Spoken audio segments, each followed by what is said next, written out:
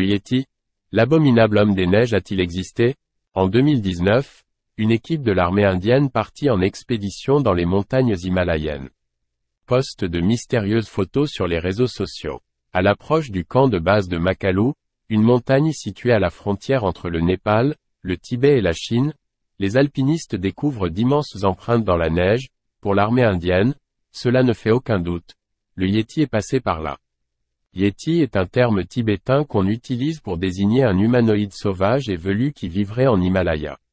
Le Yéti fait partie de ces êtres vivants dont on n'a que des preuves indirectes de l'existence via des traces, des restes, des crottes et des témoignages. Mais jamais aucun scientifique n'a pu observer un spécimen de ses propres yeux. Chaque région montagneuse du monde posséderait sa propre espèce d'être, velu et sauvage, comme en attestent les textes anciens. En Amérique du Nord, on parle du Sasquatch ou de Bigfoot. Dans le Caucase, les équipes russes ont beaucoup travaillé sur l'Almasty. On mentionne également l'existence de l'orang pendek sur l'île de Sumatra, en Indonésie. En 1951, déjà, l'explorateur britannique Eric Shipton avait photographié pour la première fois une empreinte énigmatique sur la frontière tibéto-népalaise. S'en sont suivies des années de recherche mobilisant des centaines de personnes. En vain. Pour autant, je ne qualifierai pas l'existence du Yéti de légende. Car l'absence de preuve n'est pas la preuve de l'absence. On parle de légende pour qualifier des espèces qui, d'après nos connaissances scientifiques, ne peuvent pas exister, comme les dragons ou les chevaux ailés.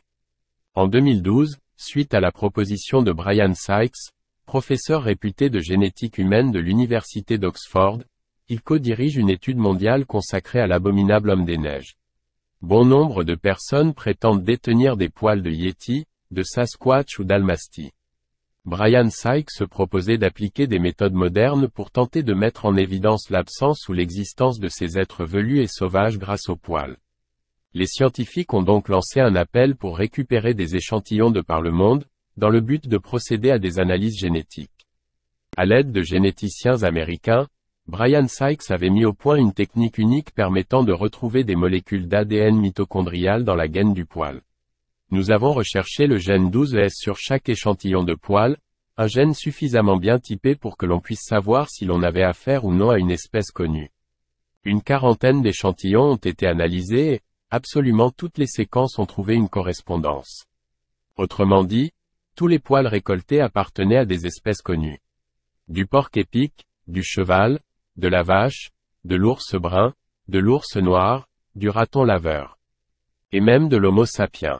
À ce jour, il demeure donc impossible d'attester de l'existence du Yéti, de Bigfoot ou de l'Almasty, comme il est impossible de les classifier au rang de légende. Tous les échantillons de poils sont conservés au musée de Lausanne. Si des savants veulent relancer des études, car les progrès vont tellement vite, ce matériel reste à la disposition des savants. À la prochaine.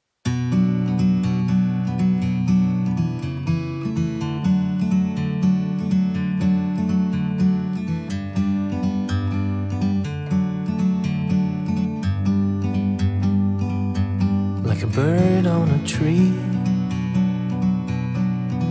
I'm just sitting here. I got time, it's clear to see. From up here, the world seems small. We can sit together. It's so beautiful, you and me. We meant to be in the great outdoors,